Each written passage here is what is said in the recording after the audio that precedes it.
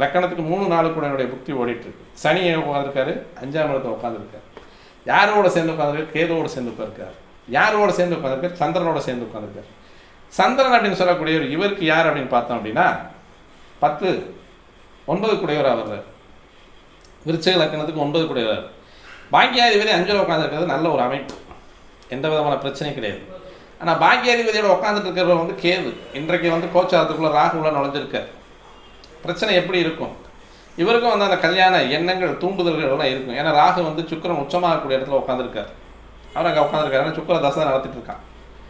ஆனாலும் இந்த இடத்துல இருக்கக்கூடிய சனி சந்திரன் நினைவு, சனி கேது இணைவு, கேது சந்திரன் நினைவு, இது எல்லாமே காம்பினேஷனில் வந்து ராகு உள்ள நுழைஞ்சிருக்கார். அப்போ சந்திரன் அப்படின்னு சொல்லக்கூடியது உடலாலும் மனதாலும் கிடக்கூடிய ஒரு அமைப்பில் அந்த இடத்துல உட்காந்துருக்கு.